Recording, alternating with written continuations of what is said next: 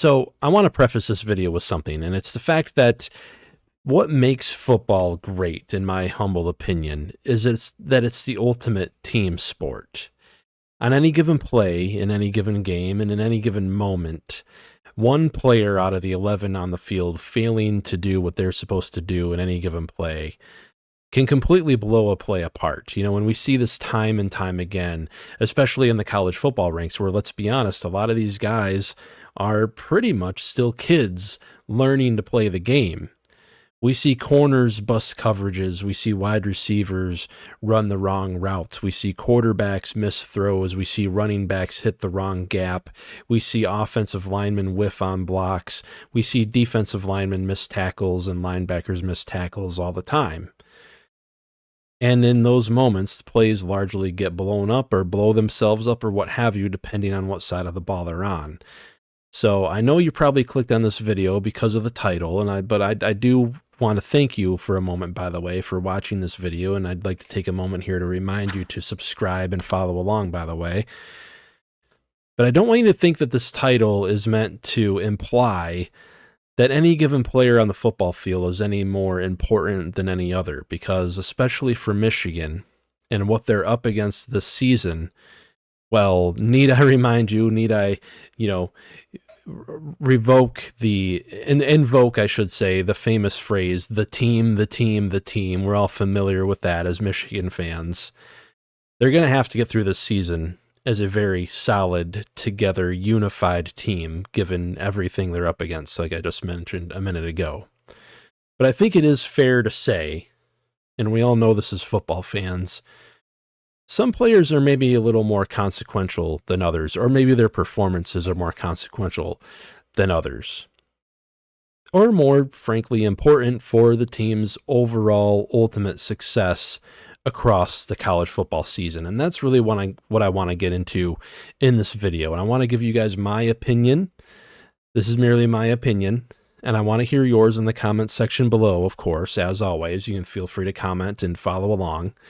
I want to give you guys my 5 most important, but now that I think about it, maybe I should have titled this a little differently. My 5 most consequential players for Michigan football in 2026. And I'm just going to get to number 1 right now.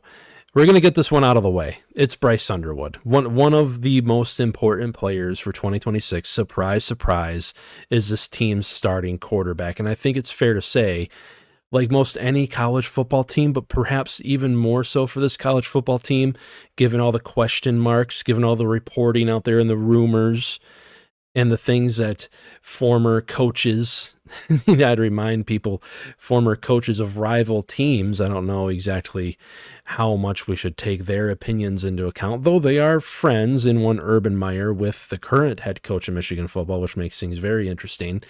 I don't know how much weight we're supposed to give these opinions and rumors and things coming out of summer workouts, and, ultimately how much weight do you put into a spring game? I think that's something that each and every fan needs to kind of decide on their own, but let's admit Bryce Underwood did not play the best spring game either. With everything going on with Bryce Underwood, it's especially crucial that he has a good start to the season at the very least, and for the success of the team in generally, it's vitally important that he progresses as a college quarterback. Of course, last season he threw nearly as many interceptions as he did touchdowns. He threw a sub 60% completion percentage, or right around 60% now that I think about it. And while there were plenty of moments on tape of him layering in throws in between the corner and the safety and coverage and finding his guy, while there are plenty of highlights of him running for touchdowns in the Nebraska game, some runs in the Northwestern game, even a couple of runs in the Texas Bowl game to end the season come to mind, those plays are going to have to be more frequent, and the bad plays, the turnovers, the taking of sacks, the trying to do a little too much is going to have to be fewer and further between, for this team to be successful in 2026. No matter how good the running game is with Jordan Marshall and Xavier Hyder, no matter how good the offensive line is in run blocking, no matter how good the offensive line is, frankly, in pass blocking, Bryce Underwood's still going to have to make better decisions with the football and develop as a college passer. Now, I've talked about it quite a bit on this channel so far since its inception here. I think Kyle Whittingham and Jason Beck, and they've said as much, that they're going to run Bryce Underwood more frequently, which I think, frankly, is a good idea, given the fact that I think at this point, his legs are probably his best quality, given the fact that, yes, he has a cannon for an arm, he has a great release, he still has good mechanics, in my opinion, though some people out there have critiqued them. They're not perfect, but they're still good. He's got to kind of get it between the ears when it comes to reading defenses, when it comes to having a good feel for windows he can throw into, and confidence. Though you're going to be running him more often, running is going to come with consequences. And those consequences are going to be stacked boxes and defenses just loading up the box, playing a lot of cover one, playing a lot of single high safety looks, and daring you to throw the football. And if you can't make them pay the consequence of running those coverages and adding defenders into the box to slow down your run game with a great passing attack to complement your run game, you're in for a lot of long football games. And need I mention the schedule that Michigan has this season with teams like Oregon, Iowa, a tricky Minnesota team, a Penn State team that may be good. I don't know. We'll have to look into Penn State the week that Michigan goes to play them. And by the way, we do plan on doing weekly game previews, so another reason to subscribe and follow along to the channel. With Ohio State at the end of the schedule, and need I mention Indiana and Oregon, with the gauntlet of the schedule this team has, it's not going to be easy to get through that schedule with a one-dimensional offense. You're going to have to threaten the pass. And don't get me wrong, Michigan has, probably the best set of wide receivers that they've had since the Jehu Chesson days, or the, Donovan Peoples-Jones days of the 20-teens to early 2020s, whenever that was. It seems like forever ago now. I think Donovan Peoples-Jones played in 2018, 2019, if I remember right, but I digress. That's a good point, too, I think, to kind of hit on here. Bryce Underwood doesn't really have any excuses this season. He's going to have a good offensive line. I project this offensive line to be pretty good. And he's going to have good receivers. And he has what has turned out to be a pretty good tight end in Zach Marshall, a guy that I'm pretty excited about, and also Hogan Hansen as pass catchers. Also need I mention Savion Hyder has developed and shown an ability throughout his high school years to catch the football out of the backfield, which is what made him a great high school recruit. So he has a bevy of pass catchers. He has a good offensive line, and he has a much better offensive system. It's on his shoulders solely now to become a better passer at the college level. And while I do think this team will probably primarily, maybe not primarily, but pretty evenly run him, the run-pass ratio will be a little more close to 50-50 than what it may look like in the coming games and later on in the season and later on, in his career. It'll be more pass versus run, I think. But like I said a few minutes ago, if Michigan is a primary run team, teams are going to load the box quite a bit, and that's going to create more challenges than you'd want to face. You want to be able to threaten the pass to open up the run in modern college football, and a lot of teams do it. Jason Beck's offense is kind of built around doing it as well. They have the tools to do it. It's just a matter of, can Bryce Underwood put it together between the ears, learn how to properly read college defenses, have a feel for those windows, and frankly also have good relationship with his receivers. We did see him kind of develop a good chemistry with Andrew Marsh towards the end of the season last season. We'll have to see if that keeps going. But of course, Bryce Underwood is a no-brainer here. He is probably the most consequential player on this team. And honestly, I just wanted to get him out of the way at number one. At number two, we're actually going to flip over to the defense. And now these aren't the actual rankings, by the way. I'm not saying Bryce Underwood. Well, I am saying Bryce Underwood is probably the most consequential.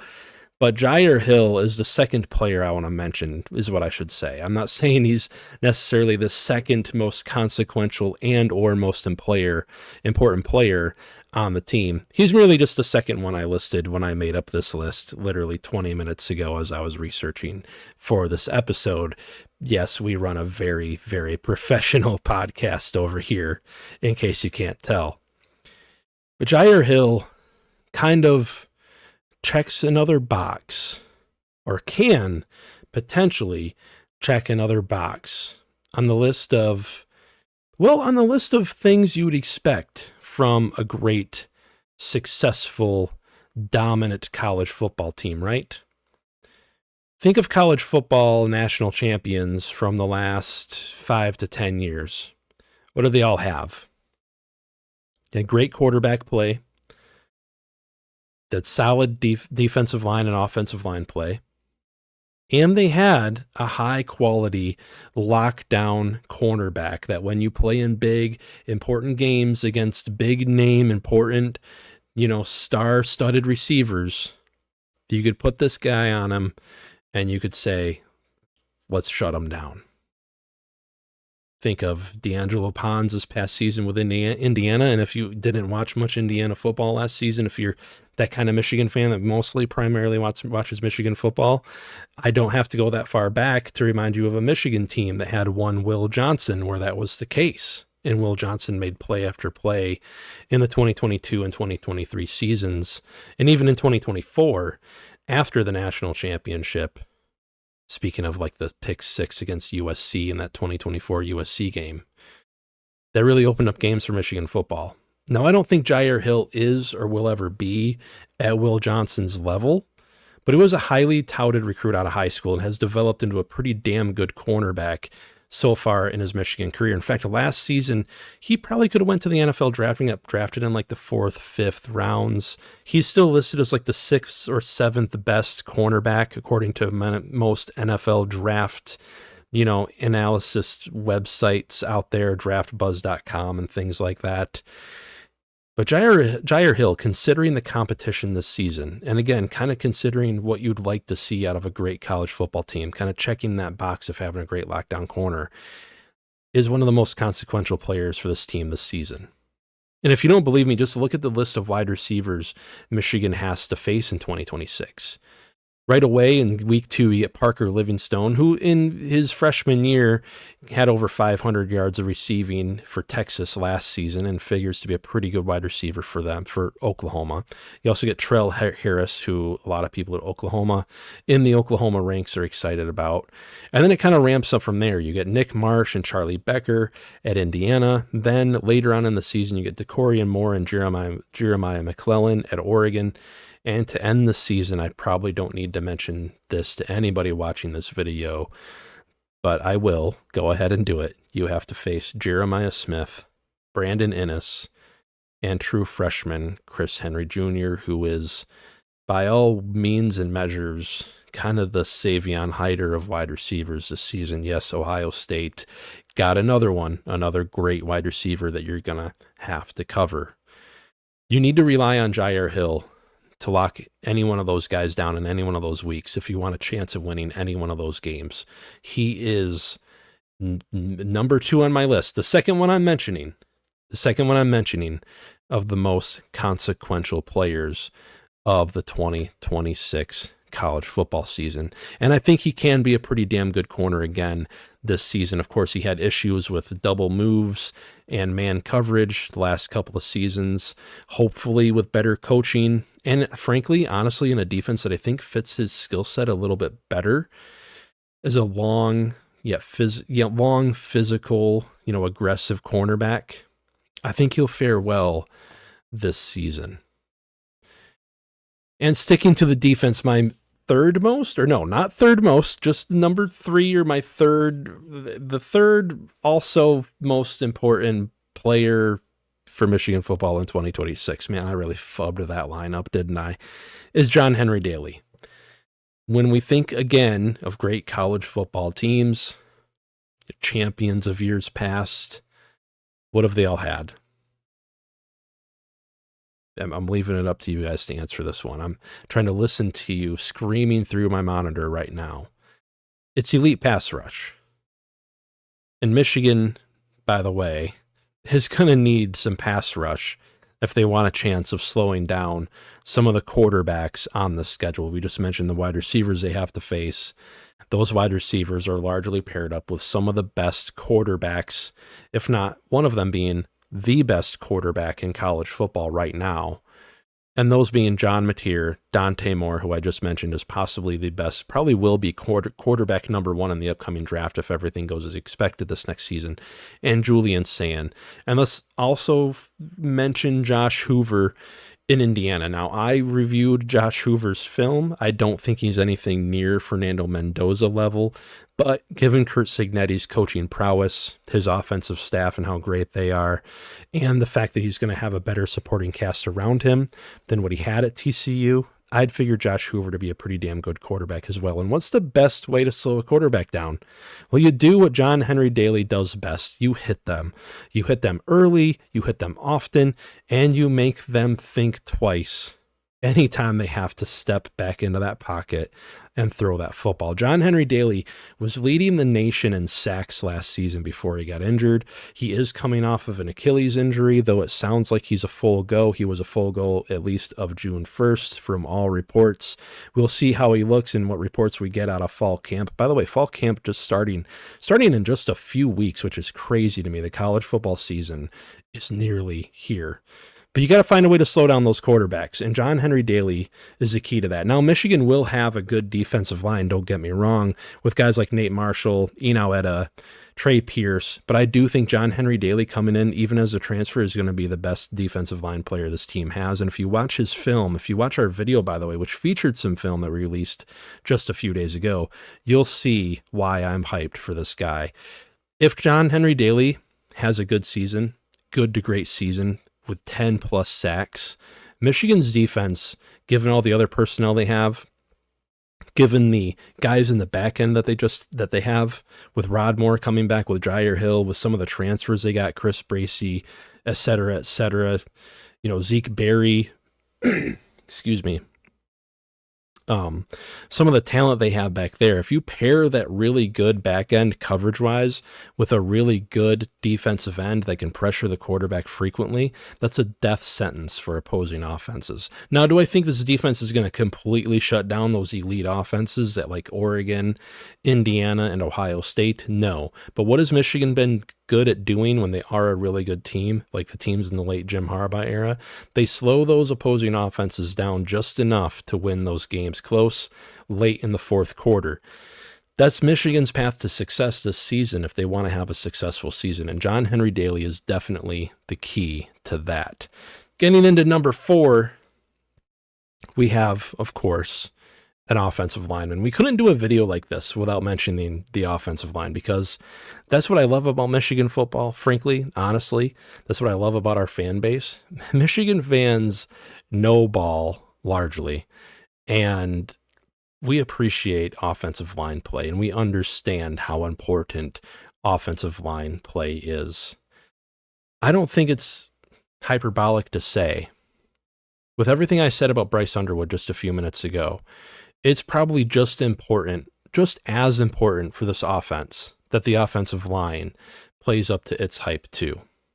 Now, I highlighted Jake Garner, who's transitioning over to center this year. Played some center here and there, but as we know, in the Sharon Moore era, it was a rotating, revolving door of different people playing center, guard, what have you, due to injuries, and Sharon Moore, frankly, also being a terrible head coach and mismanaging this program all over the place. But I wanted to highlight Jake Garner because I think it's easy to mention the tackles. We all know the tackles have to play well. But I wanted to mention Jake Garner for this specific reason. Jason Beck's offense is going to be a complicated one, and complicated not just in the passing game with different passing philosophies. Guys like Jason Beck, by the way, in the passing game, they kind of pick things from different schools of thought. They got some West Coast stuff, they got some spread stuff, they got some just generally modern NFL stuff. They've got some option stuff where, wide receivers or tight ends or whatever you are running out into the flat. They've got spread option stuff. They've also got a bevy of run plays that they run, different run looks, and a good mix of gap scheme as well as zone scheme. You've got to have a very smart, intelligent, dynamic, fluid center running your offensive line, who's able to not only, move and pull if he needs to be, get to the second level, whatever is required on any given run play to open those holes up and get that line moving, get some movement for the running back. You've also got have to have a guy that's, like I said, athletic. And Jake Garner, I think hopefully can be and can play that role along the offensive line. Your center is always the leader of the offensive line, calling out protections on pass plays, calling out where the double teams are going to be on things like duo, calling up where the matchups need to be, and adjusting to whatever defensive fronts he has to face. It's a very, very important position. And it's a very, very important position, especially given the offense that Michigan is going to run this season. So Jake Garner is probably one of, honestly, if not the most consequential player on this team. That's saying a lot, given what we said about Bryce Underwood just a few minutes ago. But again, this is going to be a team that values running the football, and values running the football in a variety of different ways. You have to understand all the different ways in which this offense flows, where the ball is going. You have to understand, by the way, the run-pass option. You always have to have it in the back of your head as a lineman that the quarterback might pull the ball and then throw it. You can't be too far out ahead of him when that happens. Otherwise, you get the ineligible downfield receiver violation, which, by the way, speaking of, college referees don't really call that too much anymore, but they do occasionally. But all that being said, Jake Garner is one of the most important and consequential players for Michigan football, in my humble opinion, in 2026. And then the fifth player I wanted to mention, and this should really be split between he and Troy Bowles. I went back and forth. I kind of wanted to just mention both of them because it's really the linebacking core generally. But out of the two of them, I would expect Nathaniel Owusu-Boateng, the guy who's been here, committed to this team. I believe a little bit earlier, Troy Bowles transferred over, of course, or flipped his commitment, what have you, and did spend the time with the team last season, from what I believe. But I do think Nathaniel Owusu-Boateng shows a little bit more promise, was a very highly touted recruit. I think, frankly, his style of play fits the system really well. Not that Troy Bowles doesn't, but I just wanted to speak more on Owusu-Boateng a bit more specifically, because I do think his ceiling as a linebacker, at least at this moment in time, is a bit higher. He and Troy Bowles, I think it's safe to say, have massive shoes to fill. Of course, they're replacing Ernest Hausman and Jimmy Rolder, who started last season. Ernest Hausman kind of retired from football. Jimmy Rolder went on to the NFL, and they were in a long line now of great Michigan linebackers. I mean, dating all the way back to Junior Colson, Mikey Barrett. Before them, we had Josh Ross, and before that, Devin Bush. And even going back all the way to like the early 2000s, you have guys like David Harris. Michigan football, their defense at least, has not been great historically unless they have good linebacker play, and that's just true of football generally. I think it's easy to forget with how much attention we pay to cornerbacks making highlight plays, and I just mentioned Will Johnson earlier in this video with his interceptions that just were bounced off the highlight tape, and we all replayed them over and over again and shared them all over social media. With defensive linemen getting sacks and defensive ends like Aiden Hutchinson and Derek Moore, and now John Henry Daly getting sacks and making highlight plays there, we forget just how important the kind of workman-like role of the linebacker is in slowing down the run game, getting into the gaps to having a good feel for what gap you need to jump into against the run plays that the offense is going to be running against you, stopping opposing running backs, and also playing that role of coverage. And Nathaniel Owusu-Boateng, I think, is a guy who can do that. Just as a true sophomore, by the way, he's somebody who's still fairly young, but hyper athletic, fast, powerful, good combination of size and speed, really fits the mold of what modern defensive coordinators are looking for. And I think that's why in Jay Hill's offense, he'll be a very, very important player. This defense, I don't think it's too much to say, may go the way of Troy Bowles and Nathaniel Owusu-Boateng. If they're struggling, opposing offensive coordinators may notice that and try to pick on them with little Texas routes or crossing routes in the passing game, attacking that part of the field that they typically cover, and also maybe just attacking them with the run game, running kind of directly at them between the tackles if they notice that they aren't good at figuring out their run fits, getting into the requisite gaps and stopping the run game there. Because that's really the job of the linebacker. That's the whole reason why the linebacker role was developed way back when, in college football, was to slow down the run, by the way. So Nathaniel Owusu-Boateng, but also Troy Bowles kind of filling in that number 5 on the list of most consequential players, most important / consequential players for Michigan football, in my humble opinion, in 2026. So overall, again, the list: Bryce Underwood, Gyer Hill, John Henry Daly, Jake Garner, and then Nathaniel Owusu-Boateng, with Troy Bowles as kind of an honorable mention. Let me know what you guys think of this list. Give me your own list, by the way. I want to see your 5 most important / consequential players for Michigan in 2026. Interested in hearing your guys' thoughts, and of course, like, share, subscribe, all that good stuff. We'll be out with more content soon. We're going to have a full-on deep dive Michigan football season prediction video out in the coming weeks, by the way, so be on the lookout for that. And until next time, as always, be kind to other people out there.